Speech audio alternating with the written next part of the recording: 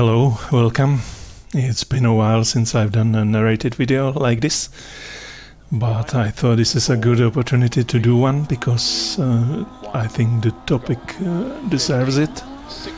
And I was also quite vocal about my opinions on the subject, so it might be a good idea to follow on that. We will be, of course, talking about the update to the force feedback Dirt Rally 2 received just yesterday. First of all, the video you see in the background is exactly that. It's just a video for in the background. You don't have to pay any attention to it. It doesn't concern the force feedback really.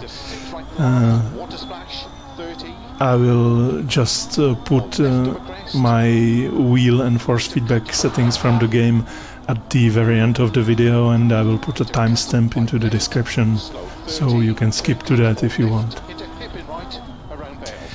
So the force feedback has been a very controversial topic in the Dirt Rally 2 community from the release of the game. Mostly, I think, because the force feedback is quite different than it was in the original, and people got used to that. I won't go into much detail about it. I've said a lot of things. I've discussed it a lot.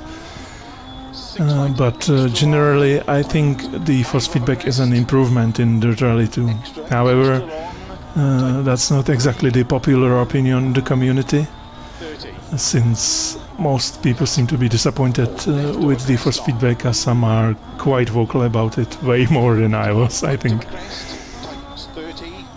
about my opinions. So people mostly seem to be missing the road noise, or the vibration that would tell you that you are driving on gravel, and the ruts and stuff like that. And the uproar was apparently big enough to force Codemasters to get back to work on the force feedback and right now release an update, which was kinda unexpected because it was said it will go live a week from now. But yesterday we, out of nowhere, suddenly got notification that it is going live right now. So first thing first, if you are expecting force feedback with road noise comparable to the first Dirt Rally, you are probably about to be quite disappointed by the update. It's not like that at all.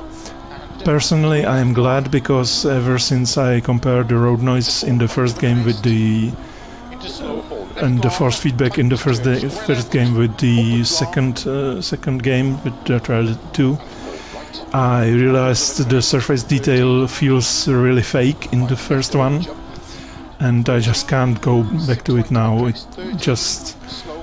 The second game just feels so much better to me, even if certain aspects of the force feedback are weaker or not as pronounced. But anyway, it seems many people want what was in the first game, and like I said, if you're one of them, then you're probably going to be disappointed. Honestly, what they seem to have done with the update is basically just amplify what was already there. There doesn't seem to be anything added to the force feedback or new. It's all that was there. It's just it's possible to set it stronger. The suspension slider in particular, when it's set to the default value of 100, is comparable what probably would have been like 200 in the original version of the game, of Dirt Rally 2, I mean.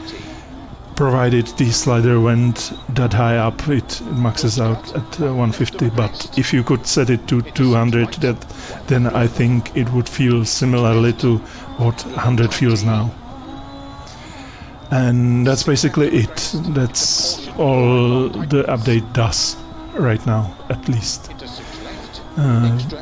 Personally, I'm glad it is like this, because, like I said, I quite liked the original force feedback in Dirt Rally 2. So I still get everything I liked, but I can dial in a bit stronger suspension forces, which was more or less my only complaint about the force feedback in Dirt Rally 2. So I am using a slightly higher setting for suspension, as in higher in strength, not in value. Like I said, the slider range is different, but it's not certainly not by much. It's close to what I was using before anyway. The road detail you get with this also very much depends on the surface in a given country and also on the car. You are not getting a constant rumble by driving on gravel, you know, like a continuous vibration like the first game mostly does. It's more like a series of bumps and hits, like you would probably expect from bigger rocks or stuff like that. The Australian stages are probably the most bumpy, while stages like New Zealand or Poland are smoother, so there's less road noise there as well. And obviously, in case you're wondering about tarmac, there's basically nothing has changed on tarmac, so if you didn't like tarmac before, and I know quite a few people didn't, then again nothing very much changed for you there. If there's one thing I'm not exactly a fan of right now, it's the fact that the amplifying the road noise doesn't really seem to be an ideal solution. I would probably like the suspension forces to be a bit stronger than I am currently using, but I am setting it lower than I would because they feel the bumps are do not feel very natural to me. They feel quite sharp. It's not like a wheel with a tire on a suspension arm hitting a bump. It's more like a direct hit to the steering column, if you know what I'm trying to say. And the stronger you set the suspension effects, the more noticeable this is. So I'm keeping this lower to keep this aspect of the force feedback under control. I guess we would benefit from adding something like a smoothing setting or something like that to give the bumps a bit more of a rubbery feel, or something to make it feel more like a tire hitting a bump.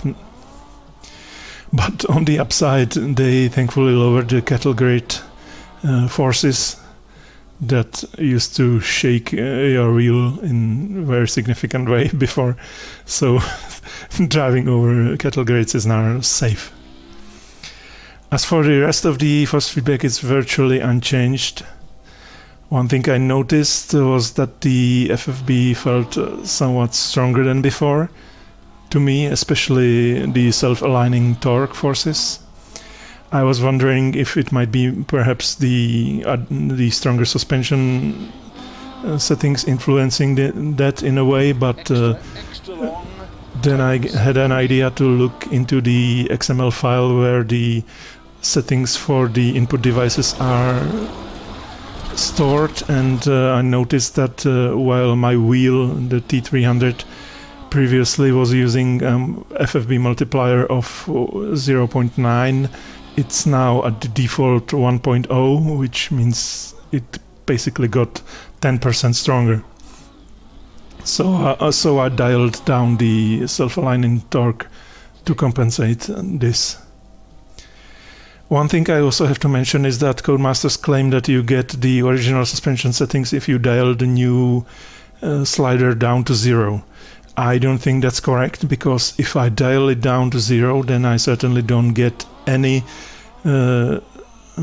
suspension effects whatsoever, and I was getting some of it at the default 0 before the update. It was just weaker than it is now, but it was there. while setting it now at 0 completely removes it, so there might be some misunderstanding about this. But yeah, overall I'm quite satisfied with the update, like I said, because it gave me mostly what I wanted and what I was missing, and it didn't break anything for me. But I have a feeling many will not be happy precisely for these exact same reasons. Oh, it has to be said, they claim that the force feedback is still a work in progress, so we might get further improvements further down the road. I would certainly like to have some sort of force feedback meter as well to check for clipping, but I'm not holding my breath because I don't think any Codemasters game ever had a force feedback meter. And I suspect the default settings would probably be very close to clipping or at this point, because based on my experience with my wheel, I can more or less tell how close to clipping I am, and it feels very close. So that's a quick report on the force feedback update for Dirt Rally 2 from me. As mentioned, I will include my current settings at the end of the video, so check the video description for a timestamp if you want that. One thing I will emphasize is be sure to leave your damper settings at default and not set it to 0 like you are often advised to. This will, if you set it to 0, it will basically make you lose tire friction and wheel friction in the game, so you won't be able to tell grip level changes. Also, if you set the gain on a Thrustmaster T300 above the default 75% like I do, then be sure to enable the forced fan mode, which I honestly think it should be the default for the wheel, but it isn't. So it is a good way to prevent overheating of your wheel if you do this. I will also include links to my posts about my Dirt Rally 2 force feedback settings on Race Department and on Reddit in the description, so you can follow the discussion there if you like, or you can just drop me a comment here on YouTube. That's whatever you prefer. So thank you for watching and see you next time.